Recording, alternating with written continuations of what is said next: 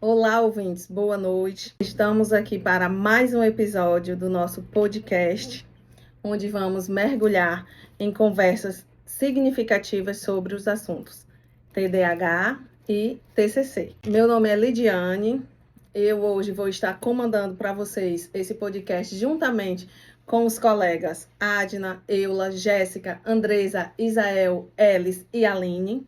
Também vamos estar recebendo hoje a psicóloga Caroline Dávila, que vai poder nos auxiliar nesta conversa, neste mergulho, para entendermos melhor sobre os dois assuntos. Antes de mergulharmos de cabeça nesse papo interessantíssimo, é importante saber um pouco sobre o TDAH e sobre o TCC. O TDAH é um transtorno neurológico que afeta tanto as crianças quanto também aos adultos. É impactado por impulsividade e, em alguns casos, também de hiperatividade. Já a terapia cognitivo-comportamental, TCC, é uma abordagem terapêutica que se concentra na conexão entre pensamentos, emoções, comportamentos. Ela tem se mostrado muito eficaz em diversos tratamentos e transtornos mentais, incluindo o TDAH. E para falar com mais propriedade para vocês sobre esses dois assuntos maravilhosos, eu vou convidar agora para entrar com a gente no podcast, Caroline Dávila. Olá, pessoal! Quero agradecer o convite maravilhoso dessa turma. É tão bom ver uma turma assim empenhada, né, em trazer conteúdo, aprendizado sobre um tema tão importante. Eu sou Caroline Dávila, psicóloga, atuo na área clínica já há mais de 15 anos e tenho uma experiência nessa minha trajetória com essa temática, a qual tenho observado que ultimamente a gente tem recebido cada vez mais os casos justamente pela questão da informação. As pessoas têm mais acesso à informação e, consequentemente, tem chegado mais isso no consultório. Como a TCC pode ser usada no diagnóstico de TDAH em adultos? A TCC, ela ajuda na identificação de padrões, de crenças, de comportamentos, de emoções. E, nesse caso, também contribui para estratégias para cuidar desse paciente com TDAH. Mas no caso do diagnóstico, especificamente, a gente fala de algo mais amplo, onde é necessário aí um conhecimento clínico, de uma entrevista clínica, o conhecimento prévio da história do paciente, um entendimento sobre psicopatologia, também sobre o funcionamento, das funções cognitivas do corpo humano de um modo geral, para poder depois a TCC entrar com as intervenções, as estratégias. Quais são os métodos terapêuticos baseados na TCC para tratar o TDAH?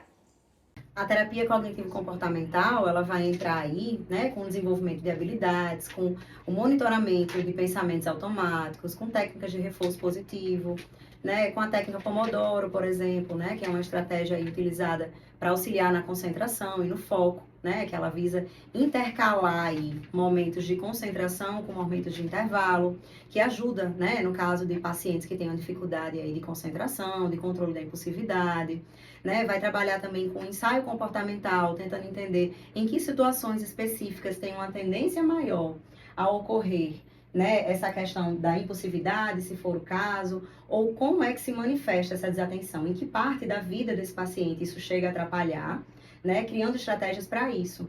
Vocês podem perceber que as estratégias, elas sempre vão ser criadas olhando para a disfuncionalidade daquele paciente específico, para qual é o funcionamento dele e para o que é que está sendo prejudicado. E a partir disso a gente vai olhar para técnicas específicas. Bom, agora vamos ouvir as histórias pessoais de dois convidados, Elis Cristina e Isael Teixeira, sobre o TDAH. Boa noite, meu nome é Isael e eu tenho TDAH e convivo com o diagnóstico, na verdade tenho diagnóstico desde a infância e, consequentemente, trago a minha vivência desde o tempo do colégio até hoje, no meu trabalho e também na universidade, Olá, boa noite. Meu nome é Elis Cristina. Eu também convivo diariamente com o transtorno e compartilho dele com um mundo que nem sempre compreende o TDAH. E essa jornada não é fácil, mas ela é possível da gente articular com as técnicas e ir em frente. Caroline, quais são as características do TDAH em adultos, incluindo sintomas e desafios? As dificuldades mais comuns, né, encontradas vão a questão da atenção, né, de manter o foco, manter a atenção, muitas vezes tendo aí dificuldades, seja na vida profissional, seja a nível de estudo, dificuldades até mesmo de relacionamento, né, por ter uma dificuldade aí no desenvolvimento de diálogos, né, de se manter conectado verdadeiramente com o outro, uma vez que essa atenção, essa concentração fica prejudicada. A tendência a adiamento, né, de tarefas, a velha procrastinação acaba sendo muito comum, né, uma vez que a concentração ela se torna muito mais desafiadora, existe uma tendência natural a gente ir adiando aquilo que é mais difícil, né, a dificuldade de organização, em algumas situações, né, a impulsividade também, ela chega a trazer problemas, principalmente acho que a nível de relacionamento, a nível de conduta mesmo, do não conseguir pensar um tanto antes de agir. Quando a gente fala também, quanto mais tempo essa pessoa passa com esse diagnóstico, sem que isso seja feito de uma maneira clara, sem que ela tenha um entendimento correto do funcionamento dela, dos porquês, né, do porquê ela age assim, existe uma tendência maior à formação de crenças negativas, onde essa pessoa vai começando, né, inclusive teve uma participante que trouxe um relato bem importante aqui, Elis, né, Elis falou que se sentia desconectada, né, não se sentia pertencente, então quanto mais essa pessoa não consegue compreender o funcionamento dela, mais existe uma tendência a se rotular negativamente, né, vindo crenças a partir disso. Né, a dificuldade no foco, na organização, a questão da agitação também. A gente sabe que o TDAH em adultos, né, tem uma tendência maior a os sintomas relacionados à hiperatividade irem acalmando um pouco mais. E até a própria pessoa que já vai pela maturidade adquirindo um certo manejo aí do comportamento. Mas ainda assim, a gente vê em situações de dificuldade de lidar com isso, dessa agitação, né, é mais ou menos essas dificuldades que são encontradas aí no quadro.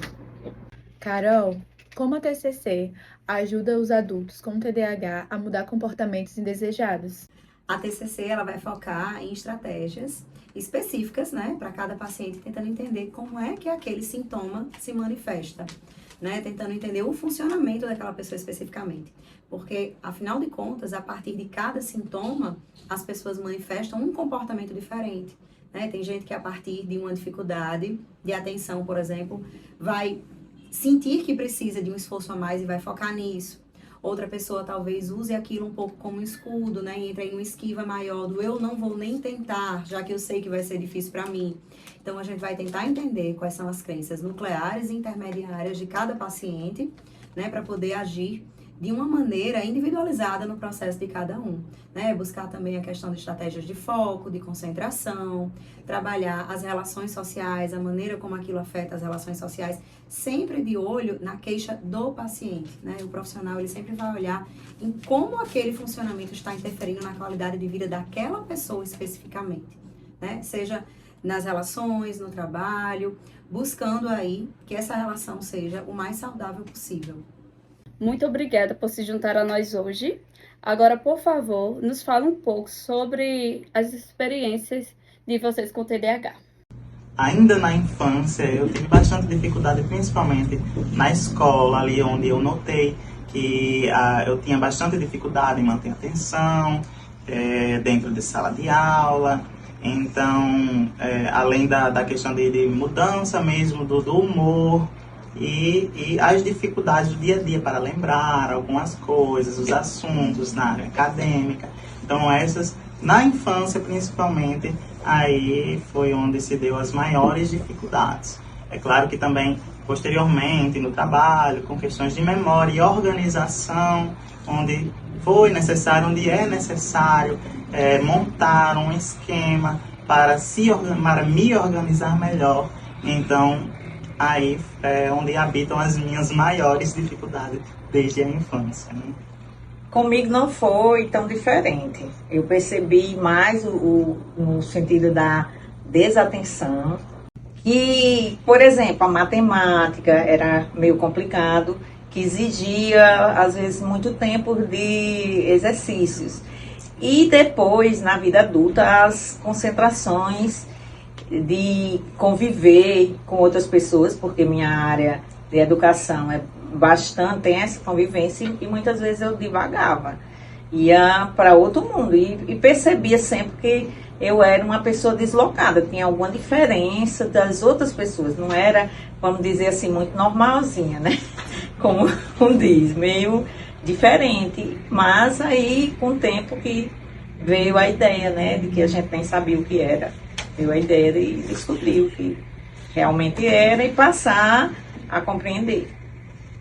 Olá, Carol. Me fala um pouquinho qual a importância da motivação e autogestão no tratamento? A motivação e a autogestão, ela tem fundamental importância com o tratamento, né? Porque a gente fala aí em que uma pessoa mais motivada, ela vai ter um comprometimento maior com o processo, né? Se a gente parar para pensar, a terapia ela acontece 50 minutos, uma vez por semana, né? Então, o quanto aquela pessoa está comprometida verdadeiramente em levar as ferramentas aprendidas para casa, né? Em exercitar, em se monitorar diante daquelas dificuldades encontradas, né? A responsabilidade com o próprio processo, né? O comprometimento mesmo, a persistência diante dos desafios. Tudo isso vai estar relacionado com essa questão da responsabilidade, que vai interferir diretamente na constância do tratamento. Carol, existe mais de um tipo de TDAH e como funcionam os tratamentos? Sim, quando a gente fala TDAH, a gente fala de 3 subtipos, né? O subtipo predominantemente hiperativo, o subtipo predominantemente desatento, né? E o combinado, que seria basicamente as duas características mais fortes, né? A falta de atenção e a hiperatividade. Quanto ao tratamento, né, o tratamento inclui necessariamente terapia. Hoje em dia, a terapia cognitivo-comportamental é considerada padrão ouro no tratamento do TDAH e medicamento, mas não necessariamente, né? A questão do medicamento vai ser avaliado caso por caso. Antes de a gente encerrar, gostaríamos de ouvir suas reflexões, psicóloga Caroline. Primeiramente, eu quero agradecer o convite de vocês. Me senti muito bem acolhida, né, aqui num tema tão importante ser discutido. Muito obrigada pela partilha da história pessoal de vocês. Achei muito interessante porque vocês já trazem a questão da aceitação, né? A aceitação, ela é extremamente importante. A gente não cuida de nada que a gente não aceita, que a gente não entende que existe. Então, é por isso que o autoconhecimento é sempre o ponto base de qualquer terapia, né? Seja de que abordagem for. É a gente entender um pouquinho da nossa história, do nosso funcionamento, né? Das nossas potencialidades, das nossas habilidades, das nossas dificuldades, para assim poder criar uma estratégia, né? O autoconhecimento que promove a questão da aceitação não é para ser a nível de um rótulo. Um diagnóstico, ele não é um rótulo, não é algo que vai definir você. É o que você vai fazer a partir disso. Inclusive, para muitas pessoas, né, receber um diagnóstico pode ser libertador, né? Pode ser a base ali da compreensão sobre o que é que acontecia comigo, por que é que eu era diferente e não percebia, né? Então, nessa hora, isso pode ser um ponto de partida bem significativo para poder cuidar da sua história, né? Entendendo que isso não define quem você é. Então, cuidem-se, né? Hoje em dia a gente vê cada vez mais a psicologia na mídia, isso é muito bom, faz com que as pessoas cheguem muito mais, né, nos consultórios, porque já entendem um pouquinho de sintoma, né, já pesquisam um pouco mais. Isso também tem trazido a problemática de muita pessoa trazendo um autodiagnóstico. Isso não é legal, mas a gente vai cuidando de uma coisa por vez, né? Então, que bom que a psicologia tem tido mais acesso hoje em dia, que a gente pode estar aqui nesse bate-papo tão gostoso. Muito obrigada, foi um prazer estar com vocês. Gostaríamos de agradecer à psicóloga Caroline Dávila e aos nossos convidados, Elis e Isael, por compartilharem suas histórias, suas experiências, suas estratégias. Foram bastante inspiradoras para todos nós. E para nossos ouvintes, muito obrigada por vocês ter participado conosco desse episódio tão especial. Compartilhe! Ai, eu falo não. Deixa esse áudio por último.